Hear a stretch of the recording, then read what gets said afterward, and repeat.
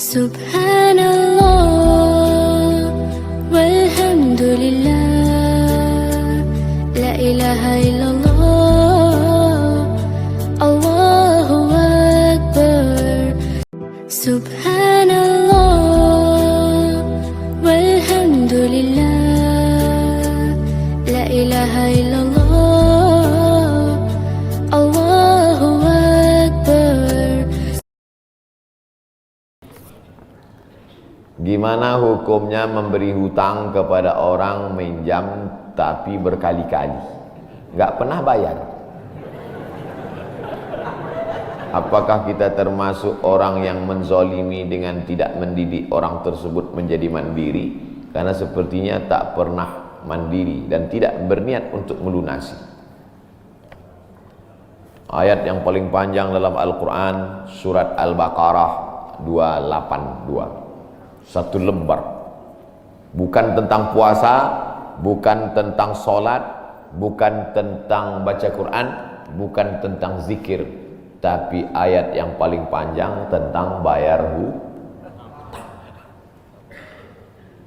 Sholatnya banyak, puasanya banyak, zikirnya banyak, baca Qurannya khatam, tapi kalau bayar utang tak dibayar, di akhirat kau akan cari dia. Oleh sebab itu ada orang mati syahid. Oh, mati syahid. Orang mati syahid enggak merasakan sakratul maut. Orang mati syahid enggak merasakan azab kubur. Orang mati syahid tidak merasakan hisab. Orang mati syahid langsung masuk surga. Ilat dain, kecuali hutang. Makanya kalau ada orang menagih hutang, itu dia bukan pelit. Dia sedang menyelamatkan saudaranya dari makan haram. Makanya datang ke rumah dia. Habis pengajian nih langsung datang. Assalamualaikum, waalaikumsalam. Kau mau menagih ya? Aku bukan mau menagih, tapi menyelamatkanmu, anak cucumu, istrimu, tetanggamu dari makan haram. Ya ayyuhalladzina amanu, hai orang-orang yang beriman, hai orang yang percaya bahwa setelah mati dia akan hidup lagi menghadap Allah. Idza tadayantum bidainin, kalau kau menjalin transaksi hutang piutang, ila ajalim musamma, sampai ke batas waktu tertentu, faktubuh, tulis, saya pinjam kepada kamu 500.000, akan saya bayar pada bulan Mei. Tahunnya jelas. Banyak juga bulan Mei, maybe yes, maybe no. Bulan berapa? Bulan Mei tahun 2020. Oke. Sekarang bulan Maret, April, 1 Mei 2020 datang tagih. Kapan kau bayar? Mohon maaf aku nggak bisa, istriku baru meninggal, anakku pun sakit. Itu jangan kau cerita panjang lebar, tak tahan air mataku mau menetes. Kalau dia dalam kesulitan, fanaziratun ila maisarah, tunggu sampai dia lapang. Maisarah artinya lapang. Tunggu sampai dia lapang. Setelah dia lapang, datang lagi bulan Juni. Kapan kau bayar? Aku belum bisa. Nampaknya lebih banyak ongkos minyak aku daripada uang yang kutagih. Yang paling bagus, wa anta saddaqu khairul lakum, kau sedekahkan itu lebih baik. Karena aku pun makin datang makin kumat darah tinggiku, kolesterolku pun makin naik. Jadi untuk yang 500.000 itu ku sedekahkan aja, ambil. Tapi yang menghafal ayat ini yang ngasih pinjaman, bukan yang minjam. Sekarang banyak salah hafal, yang minjam pula yang hafal. Begitu kita tagih, kapan kau bayar? Wa anta saddaqu khairul lakum, kau sedekahkan itu lebih baik. Itu ayat aku. Ayat kau 8282. Banyak sekarang orang salah hafal ayat. Jadi dalam Islam hutang piutang adalah ajaran tolong menolong tertulis dalam Quran. Namanya fikih muamalah. Ada fikih ibadah, sholat, zakat, puasa. Ada fikih jihad, jihad fisabilillah. Ada namanya fikih muamalat. Hutang piutang, gadai menggadai, pinjam meminjam, murabahah, mudharabah, bagi hasil. Maka hutang piutang ini cara tolong menolong. Jangan sampai dihilangkan. Tapi kalau tidak mendidik, maka Islam bukan agama yang memanjakan orang. Ada anak yang kurang ajar kepada orang tuanya. Bagaimana caranya berbakti kepada orang tua yang telah wafat? Apakah anak ini masih dapat ampunan Allah Subhanahu wa taala? Datanglah seorang bapak mengadu kepada Umar bin Khattab. Assalamualaikum Khalifah Amirul Mukminin Umar bin Khattab. Waalaikumsalam. Ini anak saya kurang ajar, tolong dihajar dulu. Kata Umar bin Khattab orangnya bijaksana. Dia tidak mau main pukul, dia tanya dulu, kenapa kau kurang ajar pada bapakmu? Hai Umar bin Khattab, kata anaknya, ya. Apakah seorang anak itu punya hak terhadap bapaknya? Ya. Apa hak anak? Mencarikan ibunya yang solihah, memberikan nama yang baik, memberikan makanan yang halal. Itu hak anak. Kata anaknya, ibuku tidak baik, makanku tidak halal, namaku pun tak baik. Apa kata Nabi kepada bapaknya? Apa kata Umar kepada bapaknya? Laqad aqaqtahu qabla an ya'aqqa alaik. Sebelum anakmu durhaka kepadamu, kau sudah durhaka duluan kepada anakmu. Jadi kalau begitu, ada anak durhaka, ada bapak Ini jangan sampai anak bapak tahu. Nanti dia pulang, anak durhaka kok. Dia senyum, kau bapak durhaka. Ibunya tak baik, namanya tak baik, makannya tak baik. Kasih dia nama yang baik, kasih dia makan yang halal. Kadang-kadang kenapa otaknya tak lurus? Karena makannya tak halal. Dikasih dia makan riswah, makan sogok, makan haram. Kenapa kau kasih makan haram? Gimana lah Pak Ustadz, yang haramnya aja pun payah. Astagfirullah. Allah sediakan alam semesta begitu banyak yang halal. Kenapa kau kasih dia makan haram? Jangan pernah kasih anak makan haram. Pesan kakek saya, datuk saya, kalau bahasa kampungnya grandfather. Cucuku 40 orang, yang satu ini jangan sekolah umum. Maksudnya saya tak dikasih sekolah umum, maka saya tak pernah sekolah umum. Sekolah ibtidaiyah, sanawiyah, aliyah, al-azhar, Maroko, Sudan. Tak pernah sekolah umum. Cucuku yang ini jangan sekolah umum, jangan kasih makan haram, nanti otaknya gelap. Cucuku yang ini jangan kalian kasih makan haram, nanti otaknya gelap. Pesan itu disampaikan almarhumah mak saya ke saya. Kau pun nanti anak kau jangan kau kasih makan haram, nanti otaknya gelap. Kalau sudah otak gelap, tak bisa membedakan mana tiang, mana orang. Sifatnya kepala kita. Nah, jangan sampai anak kita durhaka gara-gara kita bapak yang durhaka. Kalau anak sudah durhaka, meninggal orang tuanya, setelah itu dia bertobat, bagaimana cara minta ampunnya? Maka dia bersedekah. Mana dalilnya? Seorang sahabat datang menjumpai Nabi. Ummi matat, ibu saya sudah meninggal. Afa atasaddaqu anha, kalau saya bersedekah, apakah pahalanya sampai kepada almarhumah ibu saya? Kata Nabi, tasaddaq, bersedekahlah, sedekahmu sampai. Maka wahai anak-anak durhaka yang sudah mati ibu dan bapakmu, maka datang kau habis pengajian ini langsung ke tempat anak yatim, panti jompo, sekolah-sekolah, pondok pesantren. Tanya Pak Kiai, Pak Kiai, apa yang kurang di pesantren ini? WC. Karena pesantren santrinya 1000, WC-nya 2. Bayangkan panjang antriannya. Berapa yang keluar dalam celana? Saya bangunkan WC, pahalanya mengalir untuk almarhumah. Maka pagi, petang, siang, malam mengalir pahalanya. Sedekah. Ayu sedekatu afdal. Apa sedekah yang paling afdal? Sakyul ma', memberi air minum. Sedekah yang paling afdal, kasih air minum. Saya ceramah di Banjarmasin, di depan rumah seorang pejabat. Itu ada kulkas tapi nggak sampai beku, freezer. Setiap dipencet keluar air dingin. Gelasnya dikasih pakai rantai besi, takut dilarikan tukang ambil aluminium. Buat wakaf untuk almarhumah. Nah, itu bagus kan. Saya ceramah di Malaysia, di pintu masjid itu ada kotak box. Kalau kita ambil satu botol, keluar botol baru. Ambil satu botol, keluar botol baru. Wakaf untuk itu bagus, sedekah. Jangan sedekah teh botol, nanti dia kena diabetes. Air putih, ini bagus, mengalir. Sedekah sumur bor, pergi ke masjid, putar keran nggak ada air, tanya pengurus masjid, Pak pengurus, ya mana sumur bor? Nggak ada, saya buatkan. Langsung bunyi. Itu berarti cash itu. Begitu cara berbakti pada orang tua dengan sodakoh.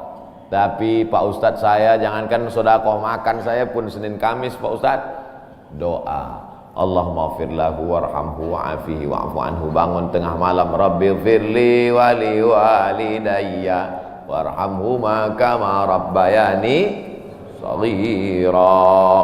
Apa itu bid'ah? Bid'ah membuat sesuatu yang tidak dibuat oleh Nabi Muhammad SAW.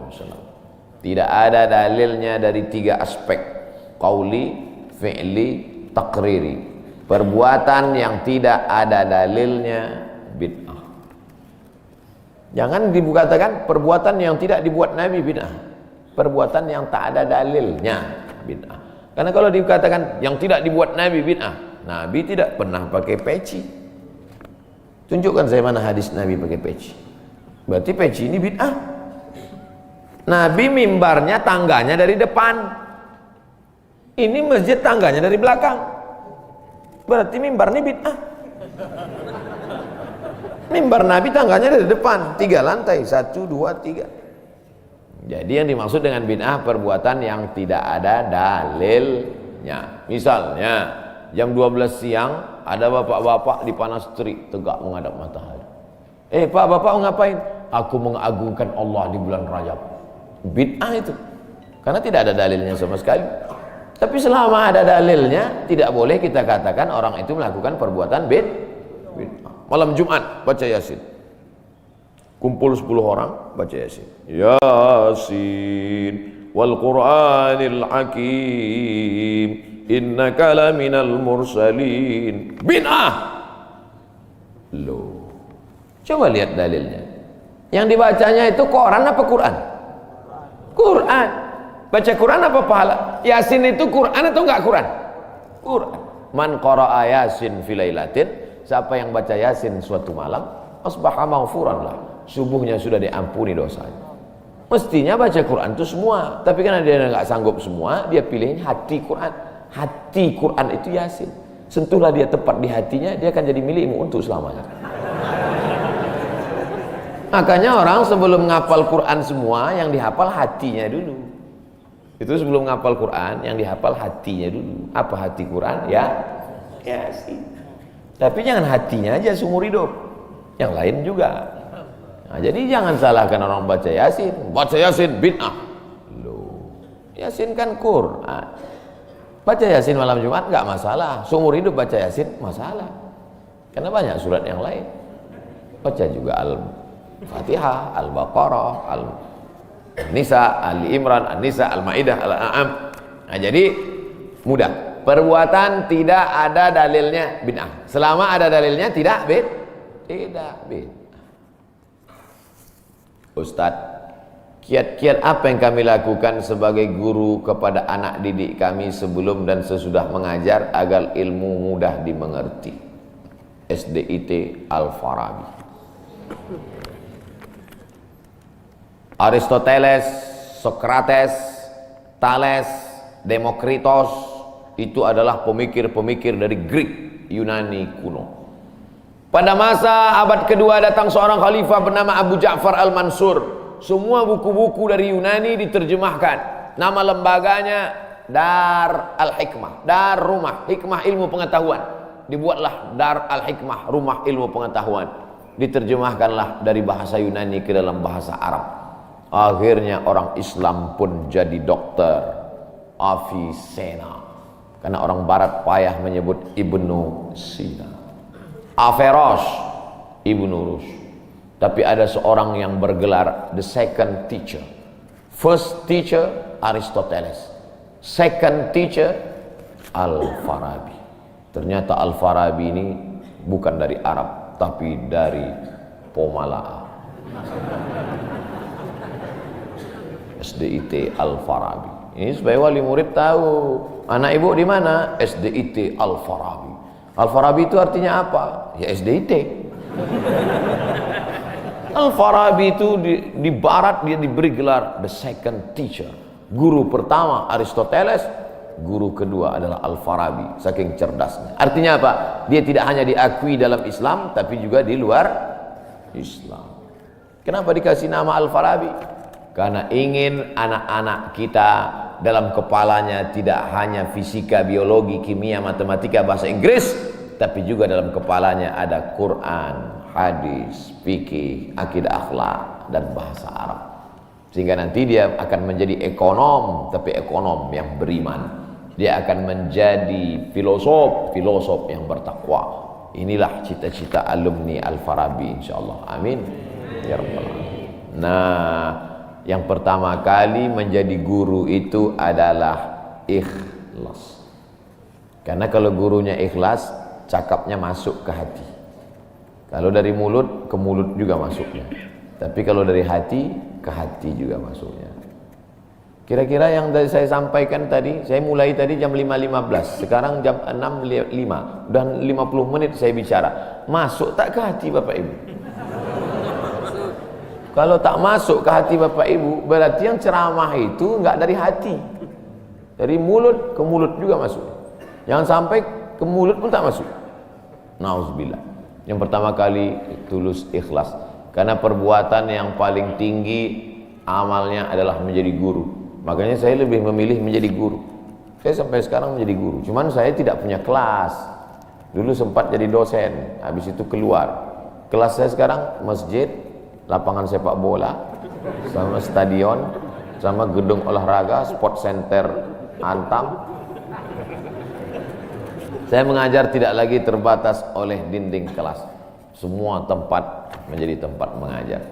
Guru yang pertama harus ikhlas. Yang kedua, tingkah laku perbuatannya. Guru digugu dan ditiru.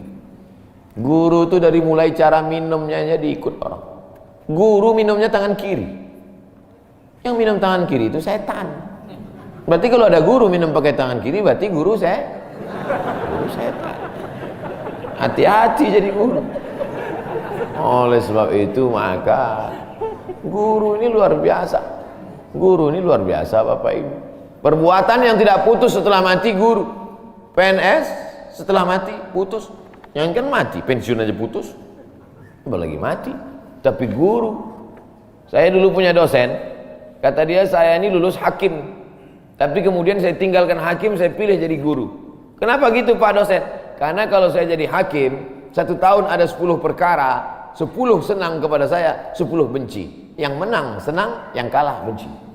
Tapi menjadi guru, tidak akan ada murid saya yang benci kepada saya. Betul. Guru SD saya, berapa kali kepala saya diantukkannya ke tiang. Asal pelajaran saya nggak dapat, diantuk. Begitu reuni, saya cium tangannya. Saya nggak sakit hati, ingat aja dikit. Datang saya belikan hadiah, saya cium tangannya, meleleh air mata saya. Betul, menjadi guru itu adalah nikmat. Maka saya pilih jadi guru. Guru nggak ada pensiunnya. Saya sampai mati saya tetap menjadi guru. Oleh sebab itu maka guru ini luar biasa. Guru pahlawan tanpa tanda jasa. Oleh sebab itu menjadi guru. Oh, tapi jangan gara-gara ini semua pegawai Antam keluar mau jadi guru. Memang ibu bukan guru, tapi ibu menjadi guru bagi anak-anak ibu. Bapak jadi guru bagi keluarga bapak. Itu kita sudah menjadi guru insya Allah. Emak saya perempuan yang biasa, dia bukan guru, dia bukan PNS, dia bukan kepala sekolah, tapi dia menjadi guru bagi kami, anak-anak. Kalau kami pulang bawa main-mainan, dia tanya, mainan ini dapat dari mana? Dari jalan mak, antar ke tempat kau jumpa tadi, karena tak tahu itu punya siapa. Nanti di akhirat ini akan kau pikul menghadap Allah SWT. Sampai hari ini kalau ketemu barang-barang di jalan tidak berani bawa pulang, ingat pesan almarhumah emak itu. Mungkin cakap ustaz tidak masuk ke telinganya, tapi kata-kata ibu luar biasa. Ibu-ibu, bapak-bapak, nanti kalau mau sakratul maut, pesan paling jitu sampaikan pas mau mati. Jangan makan haram. Luar biasa itu, mereka berkesan. Sampai anak cucu akan mereka sampaikan. Nenekmu dulu ketika mau mati, pesan terakhirnya, jangan makan haram. Baru sebut la ilaha illallah. Pertama, ikhlas. Yang kedua, perhatikan tindak tandukmu, kau dikuku dan ditiru. Yang ketiga, insya Allah bangkitkan semangat, karena setelah kau mati akan mengalir pahalanya. Abdul Somad kalau mati meninggal dunia, setiap bulan Rajab, bapak-bapak, ibu-ibu, anak-anak bapak, cucu bapak, ibu yang hadir-hadir nih, anakku yang kecil, setiap bulan Rajab mereka beramal. Abdul Somad sudah mati dimakan cacing tanah di Pulau Sumatera, di Riau, pahalanya tetap mengalir. Dari mana? Dari Pomala. Bismillahirrahmanirrahim. Assalamualaikum Ustaz. Waalaikumsalam. Apa tips cara meraih kesuksesan yang berkah di masa muda?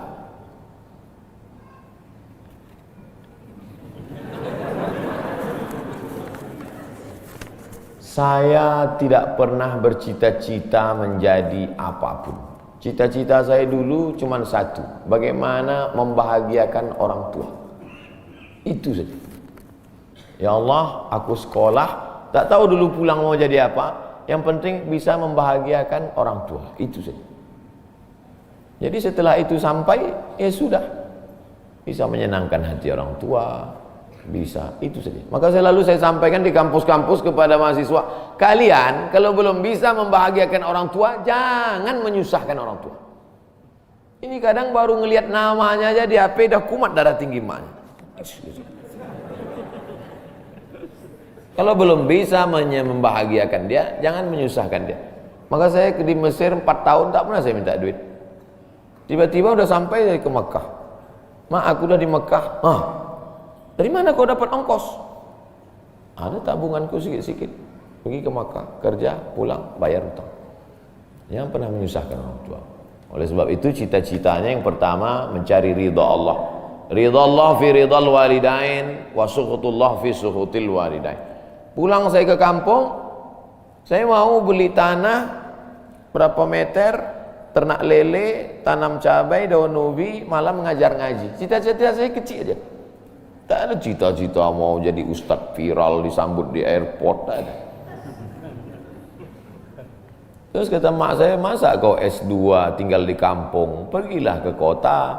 Akhirnya saya menghonor jadi dosen, siang jadi dosen, malam ceramah di masjid, direkam, diupload, khutbah diupload, like and share, akhirnya viral. Diusir beberapa kali, makin viral. Dibully, makin viral. Akhirnya yang membuli saya taubat sekarang. Ini orang makin dibully, makin viral. Udah kita diamin aja lah. Itu semua itu kerja kita atau kerja Allah? Kerja Allah. Kerjakan kerja kita, urusan Allah biar Allah yang urus. Kita hidup ini sama macam bawa pancing. Kita tugas kita ambil bambu, pasang kail, cari cacing, letakkan. Masalah ikannya datang tak datang itu urusan Allah. Ini kadang banyak orang ngurus urusan Allah yang dia urus. Urusan Allah yang kau urus. Kata Allah, yang mendatangkan ikan ini urusan aku.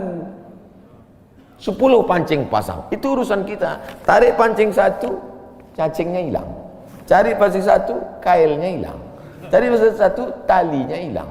Yang ke-10, bambunya hilang. Marahkah kita? Tidak. Karena urusan kita sudah selesai.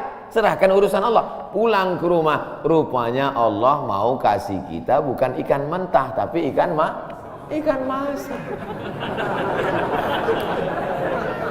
Banyak orang terlalu berpikir hidup ini kau buat saja urusanmu, urusan Allah. Urusanmu berangkat dari rumah kerja, masalah hasilnya urusan Allah. Berapa banyak orang bekerja tapi tak dapat apa-apa. Betul? Kalau sudah rezeki tak kemana. Tapi jangan gara-gara ini lalu bapak enggak kerja. Dibangunkan ibu besok pagi, bang, abang enggak kerja masuk kantor. Urusan Allah. Kalau ada suami ibu seperti itu, ibu jangan marah, biarkan aja. Nanti jam 12 dia bangun, dia lapar, dia tengok, mana makanan? Ibu jawab, urusan Allah. Harus ada usaha dan ikhtiar. Pertama, niat cari ridha Allah. Kedua, senangkan orang tua. Ketiga, berusaha. Setelah itu, tawakal Allah. Hidup jangan susah. Hidup sudah susah, jangan bikin susah. Hidup sudah pahit, jangan minum kopi pahit. Apa hukumnya suami menyembunyikan uang dari istri?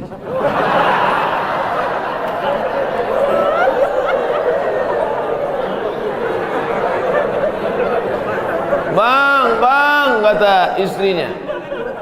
Bang, ini duit apa bang? Duit sial. Oh duit sial, udah kusembunyikan kau dapat juga.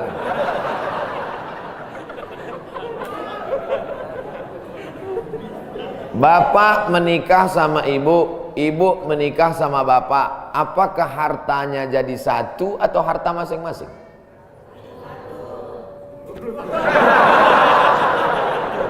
Mereka mau hartanya jadi satu dan bapak ketakutan. Itu yang saya baca. Sekarang kita baca ayatnya. Walakum nisfu ma taraka azwajukum illam yakul lahunna walad. Kalau istrimu meninggal kau dapat 50% hartanya kalau tidak ada anak.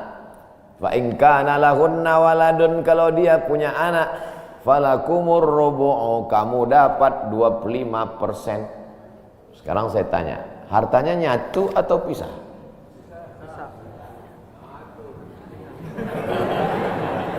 Memang kalau belum sarapan susah nangkap. Saya ulang sekali lagi. Walakum nisfu ma taraka azwajukum. Hai para suami, kamu dapat setengah harta istrimu kalau tidak ada anak. Fa in kana lahunna waladun, kalau ada anak kamu dapat 1/4. Artinya hartanya misal. Harta bapak beda, harta ibu beda. Ibu kerja, punya kebun, punya tanah, punya speedboat, itu harta dia. Bapak punya usaha, harta bapak. Meninggal ibu, 50% untuk bapak. Apa beda harta ibu dengan harta bapak? Di dalam harta bapak ada hak ibu, dalam harta ibu tidak ada hak bapak. Takbir. Saya ulang sekali lagi. Ibu menikah dengan bapak, bapak menikah dengan ibu, ibu bawa harta, bapak bawa harta. Bedanya apa? Dalam harta bapak ada hak ibu, dalam harta ibu tidak ada hak bapak.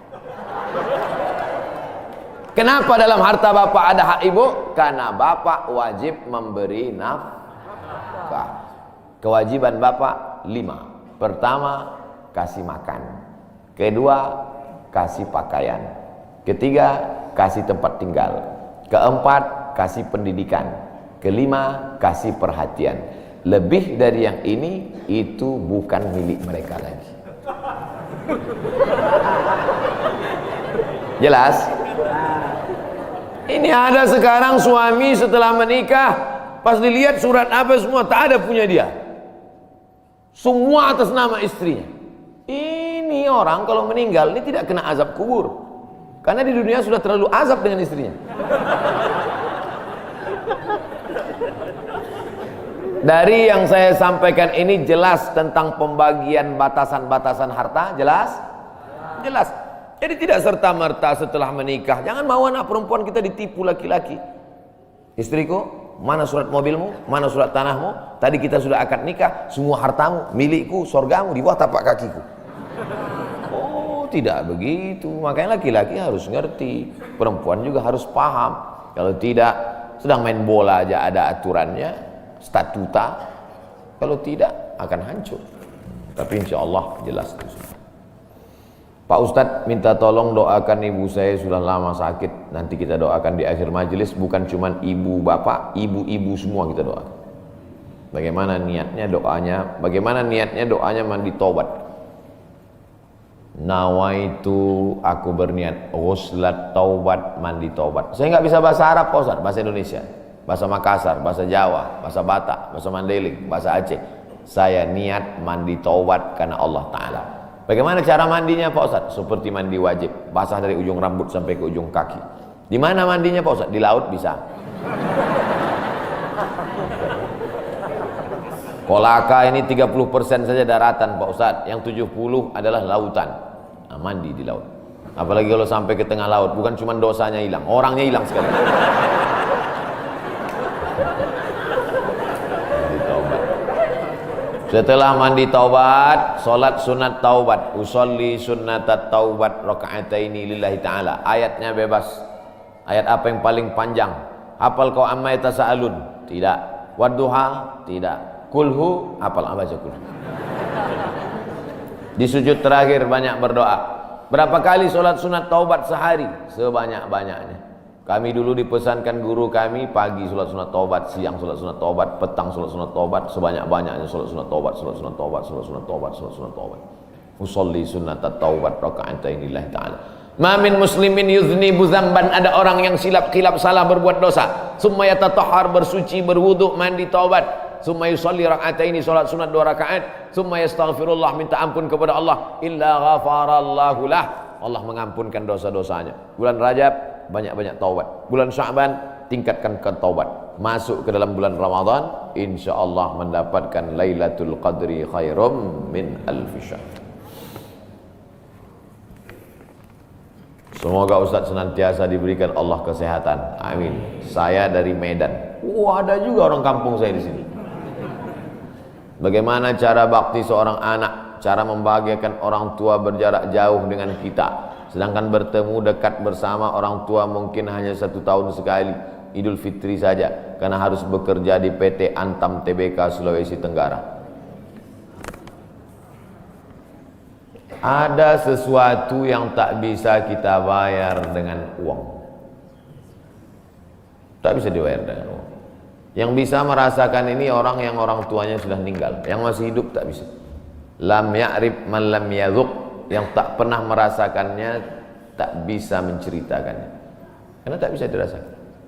Setelah orang tua itu tak ada, barulah kita rasa dunia ini hampa, tak ada guna. Duit itu tak ada gunanya, mobil itu tak ada gunanya, rumah itu tak ada gunanya, apapun tak ada gunanya. Waktu dapat saya gelar doktor dari Sudan, pulang saya ke rumah, tak ada guna, tak bisa lagi diceritakan. Dulu apapun yang dapat diceritakan, mak, aku dapat sorban dari mak, aku dapat peci. Setelah pulang tadi, pulang dari Brunei, dapat gelar visiting profesor di Universitas Islam Sultan Syarif Ali, tak ada gunanya, hampa. Paling-paling ditulis di baleho aja, profesor, doktor. Untuk menunjukkan bahwa kita bukan ustadz kaleng-kaleng. Buat, memang begitu kondisi ekonomi kita sekarang. Allah tidak marah, tapi kalau kau mampu, kirimlah. Siapa orang yang kira-kira bisa digaji, dibayar untuk memasakkan dia di rumah? Berkirimlah.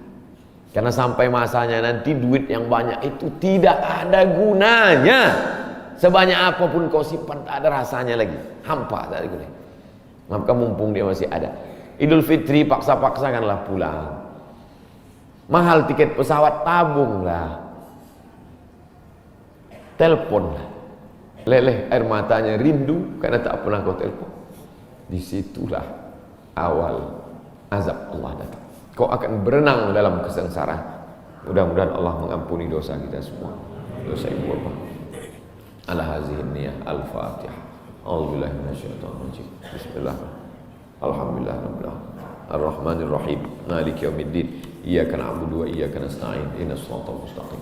Shiratal ladzina an'amta 'alaihim ghairil maghdubi 'alaihim waladdallin. Amin. Rabbana ighfir lana dzunubana, ampunkan dosa kami ya Allah. Wa li abaina, ayah kami ya Allah. Melepuh kulitnya untuk menyekolahkan kami, tak dapat kami balas budi baiknya ya Allah. Wali ummahatina, ummah kami, 9 bulan 10 hari kami dikandungnya, 2 tahun kami disusukannya, mengalir darahnya dalam badan kami, tak dapat kami balas Tak dapat kami balas kebaikannya sekali teriakannya saat mengeluarkan kami ke alam yang fana ini. Tak dapat kami balas kebaikannya ya Allah. Kalau dia masih hidup, sahih jasadaha, sihatkan badannya. Qawi imanaha, kuatkan imannya. Ar-Rahma hal istiqamata, berikan dia istiqamah dalam iman dan Islam. Kalau dia sudah meninggal dunia, lapangkan kuburnya ya Allah. Nawwir qabraha, terangkan makamnya ya Allah. Allahumma ja'al qabraha radatan min riyadil jinan. Jadikan kuburnya salah satu dari taman-taman surga. La taj'al qabraha hufratan min hufarin niran. Jangan jadikan kuburnya salah satu dari lubang neraka ya Allah. Allahumma ja'al abana'ana barina liwalidiha. Jadikan anak-anak kami anak-anak yang berbakti kepada orang tua. Allahumma hafazhum min kulli su' wa syarr. Jaga anak-anak kami dari segala perbuatan maksiat dan dosa ya Allah. Rabbana zalamna anfusana, kami sudah banyak buat silap salah dan dosa.